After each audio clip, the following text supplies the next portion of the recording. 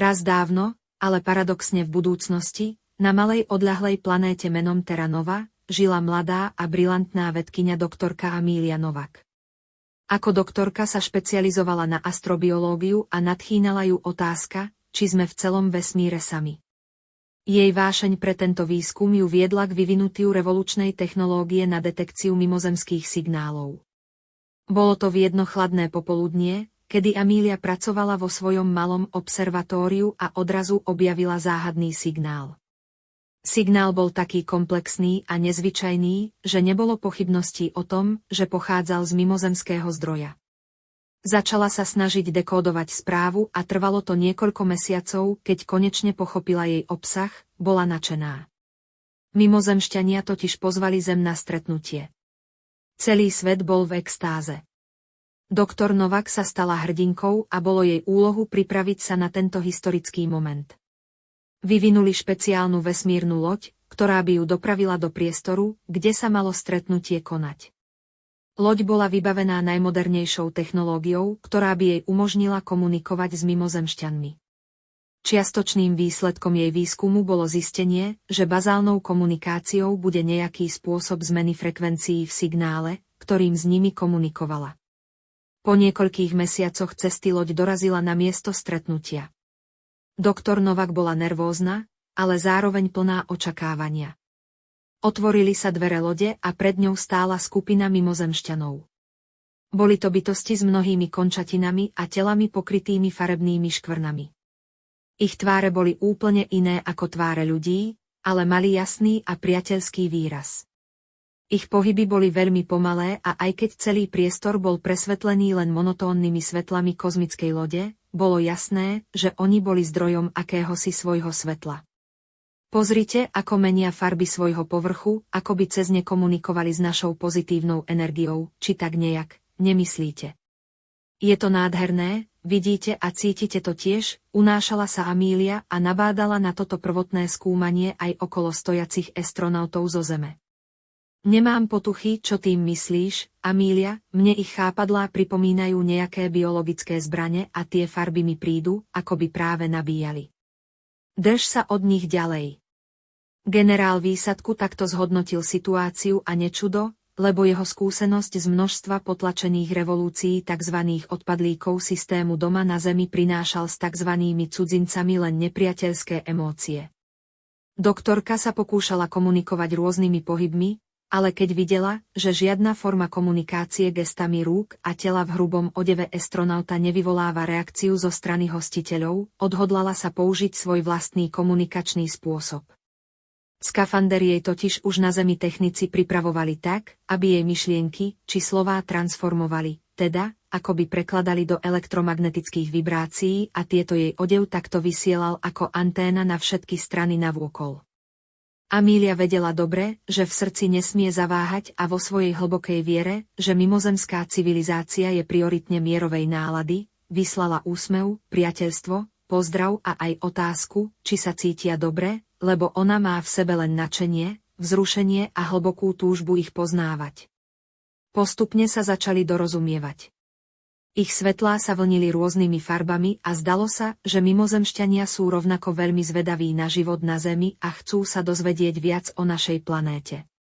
Astronauti zo Zeme stáli ako ochranné piliere nejakej bašty a Amelia žiarila pozitívnymi emóciami ako kvet na vyprahlej púšti. Mala pocit, že dokáže chápať sled a aj smerovanie emócií farebných slov civilizácie vysielaných k návštevníkom zo Zeme. Domáci sa začali postupne preskupovať a vytvárali zvláštnu štruktúru, ktorá Amelii začala viac a viac pripomínať zoskupenie vesmírnych telies okolo Terra Nova, odkiaľ pochádzal práve jej ľudský výsadok. Zvláštne, zamyslela sa a na moment stratila kontrolu svojich myšlienok. Zľakla sa a hneď, keď si to uvedomila, vypla pre istotu signálny žiarič svojho skafandra. Zvláštne. Pani doktorka, toľko si trúfate povedať na tento divný jav. Opýtal sa do rádiového éteru vysielačiek ľudskej posádky astrochemik doktor Jurij Omelianský. S doktorkou Novak sa veľakrát vedecky pochytili na záveroch ich výskumov, ale stále s rešpektom pristupovali k sebe navzájom a čo si neradi priznávali, veľmi si vážili pohľad toho druhého na problém, ktorý práve riešili. Ďalší traja vyslanci Zeme, teda obrancovia, sa zatiaľ držali viac mimo dosah priamych lúčov svetlometov ich kozmickej lode, vlastne presne ako boli cvičení na základni doma. Takže stačí, Amelia, ide sa do lode, zavelil generál a čakal na pohyb, ktorý urobí veľvyslanec, doktor astrobiológie, ako prvá, ktorá mala kontakt s hostiteľmi. Na lodi zavládlo ticho a po ošetrení a dekontaminácii svojich skafandrov sa všetci odobrali do svojich ubytovacích osobných kajút lode. Porada bude presne o hodinu na mostíku, zavelil ako posledné generál. Amelia sa pomaly niesla prázdnou prechodovou chodbou do svojej oddychovne, keď tu zbadala za priezorom kozmickej lode nádherné dúhové osvetlenie. S myšlienkami plných vzrušenia z osobného stretnutia a s jasne šťastnou tvárou prišla bližšie a nohy sa jej skoro podlomili, keď zbadala tú nádheru. Množstvo mimozemských jedincov pospájaných svojimi končatinami vytváralo kruhové divadlo svetiel, ktoré už naisto Amelii pripomínali stavbu jej domovskej hviezdnej sústavy. Spoznala aj do zelena zafarbený svetelný krúžok na 5. orbite, ktorý značil domácu Terranova planétu. Dlaňami sa opierala o číre sklo priezoru a nadchýňala sa láskyplným pocitom, že isto vedia, kto sme, kde sme a že zelená farba nás upokojuje a ešte mnoho analógií jej prechádzalo mysľou, až sa jej srdce rozbéušilo vzrušením, že má s nimi rovnaké pocity a že ich vôbec s cudzincami dokáže zdieľať. Ako doktorka a možno už aj trochu viac osobne, ako Amelia a možno ešte viac vnútorne, ako krehký človek sa ale nemohla ubrániť túžbe pocítiť viac a tak niekoľkokrát úprimne žmurkla na týchto nových priateľov a chcela im naznačiť, že ide k ním von. Bože, čo to vyvádzam, úplne neprofesionálne, čo robiť? Tá jej vedecká hlava nevládala oponovať jej nadšenému srdcu a tak sa Amelia išla navliecť do skafandra, prekontrolovala komunikačné zariadenia a už bola medzi nimi. Pociťovala niečo, čo doteraz ani vôbec necítila, hľadala definíciu toho, čo to je. Žiarila v srdci a jej skafander to tlmočil jej naokolo vlniacim sa priateľom a naopak, farebné svetelné impresie ich tancujúcich tiel zase komunikátor vnášal do mozgu Amelie ako pocity.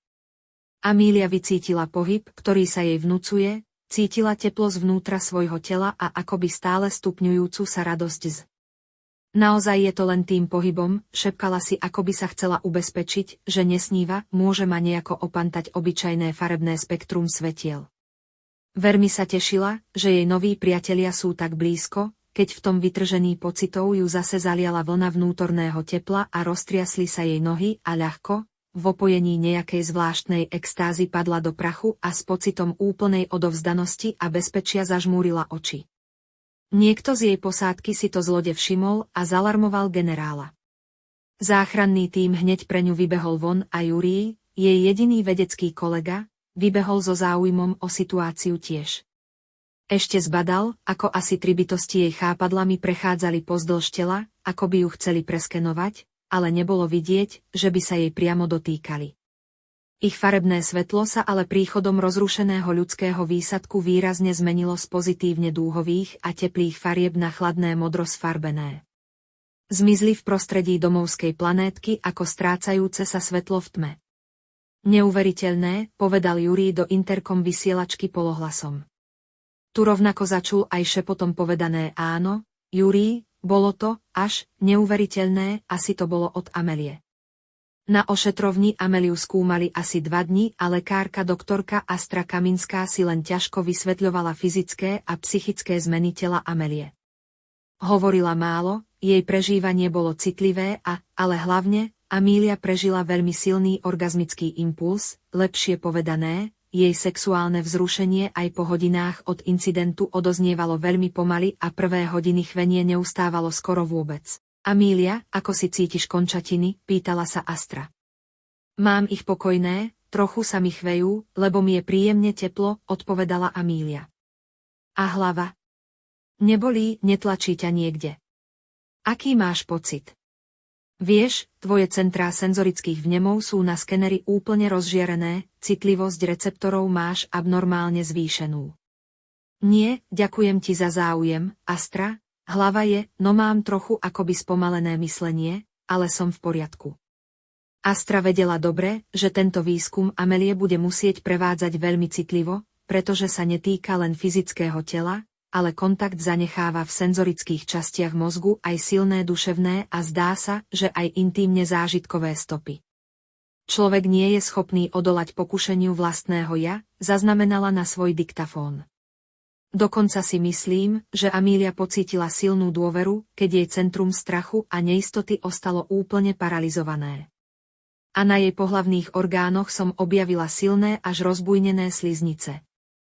Ostatné už nezaznamenávala ani do diktafónu, lebo vedela, že takéto prežívanie vyvolalo v Amelii jednoznačne silný erotický zážitok a to sa na kozmickej misii jednoducho profesionálom nestáva, alebo teda aspoň by sa nemalo stávať.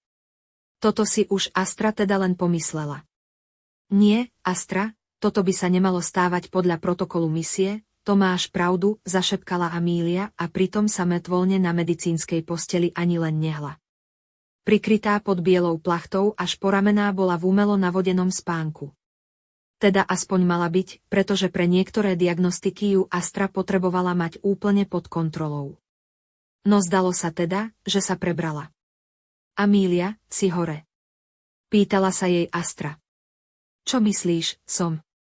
Amélia mala na tvári ľahký úsmev a ako by chcela naviesť priateľskú atmosféru v medicínskom centre, pokračovala pokojne, Astra, stále spím a dokonca sa mi aj niečo pekné sníva, ale cítim a viem reagovať s tvojimi myšlienkami. Neboj sa, príď bližšie ku mne a skontroluj ma dotykom, čo cítiš. Astra opatrne prehmatávala Amelino telo postupne, od hlavy, cez hruď, bruchu, keď tu sa jej akoby elektrickým šokom cez ruky, aj keď v ochranných rukaviciach, do tela, niekde až k jej vnútorným orgánom vliala zvláštna energia a jej hlava to nedokázala vôbec strebať, až sa Astra so zvláštnym ľakom, s rešpektom v tom, čo cíti, musela zhlboka nadýchnuť. Bože, čo to je, vyšlo z nej, aj keď jej prvý pocit a zhodnotenie bolo ako keď poprvýkrát sa ona niekedy dávno dotkla mužského tela a v bruchu pociťovala motýlie chvenie. Už to vieš. Dokážeš tomu odolať, opýtalo sa fakticky spiace telo Amelie.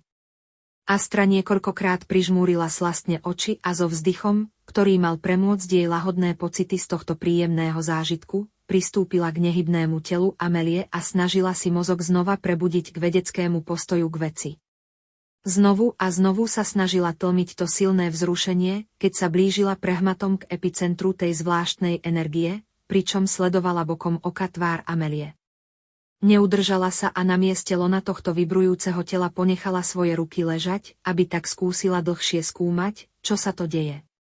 Astra cítila neskutočné vzrušenie, jej prsia sa zodvihli a jej kolená a stehná prestávali spolupracovať, čím ďalej, tým viac sa s pomyslením, že Amelia naozaj nevníma, nechávala unášať touto slasťou a zľahka jej začala intenzívnejšie preskúmavať jej lono.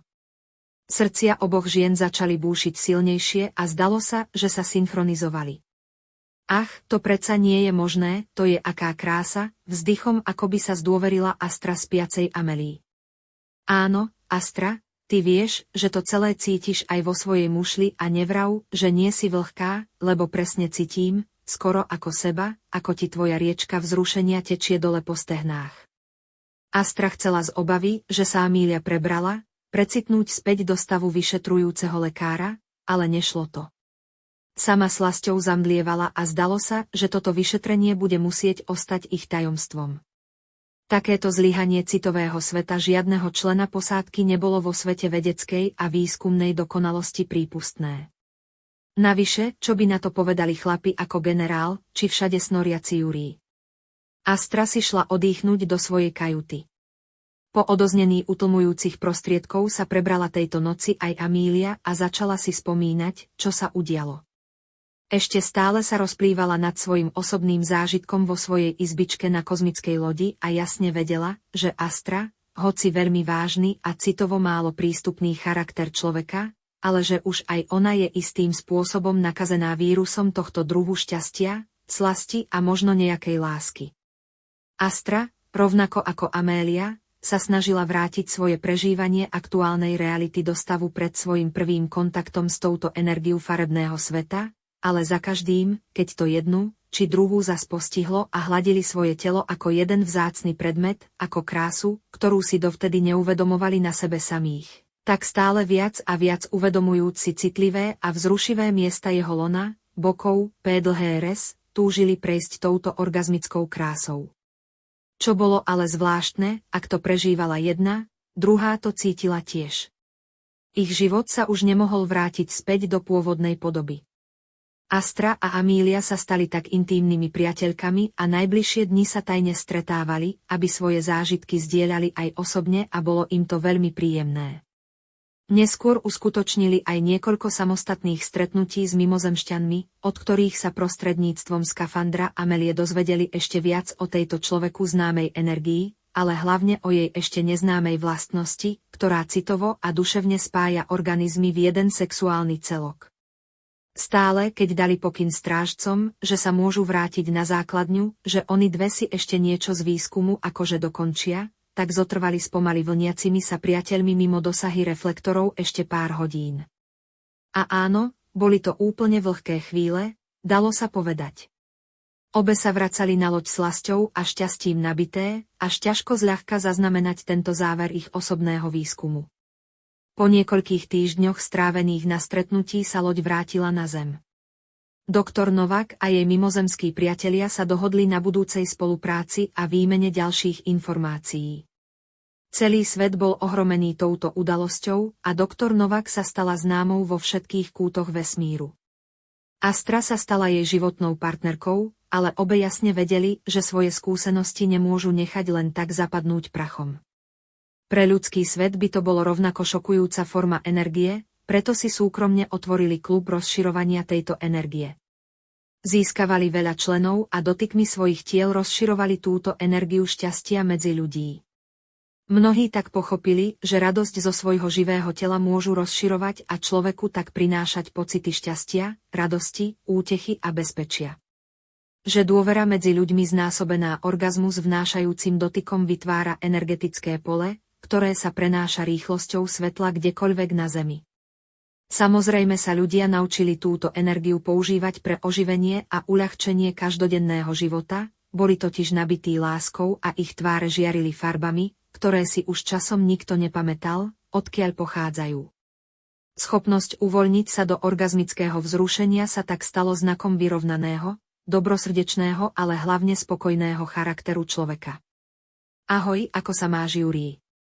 Som rada, že si našiel ten génový reťazec, kde sa C521T viaže, ale povedz, ako sa máš.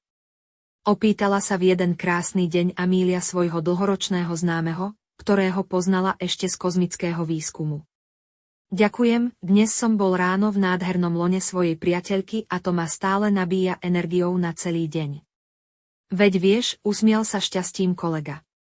Poklonkom hlavy sa pozdravil Amélie a odobral sa po chodbe univerzity k svojmu kabinetu. Amélin príbeh sa stal inšpiráciou pre mnohých, aby sa venovali výskumu vesmíru a otázke mimozemského života. Stretnutie s mimozemšťanmi síce otvorilo novú éru spolupráce medzi rôznymi civilizáciami a novými možnosťami pre budúcnosť ľudstva vo vesmíre, ale jednoduché tzv. Cvičenie dotykov sa rozširovalo medzi ľuďmi s nemenej menším záujmom. A o to asi vesmíru šlo.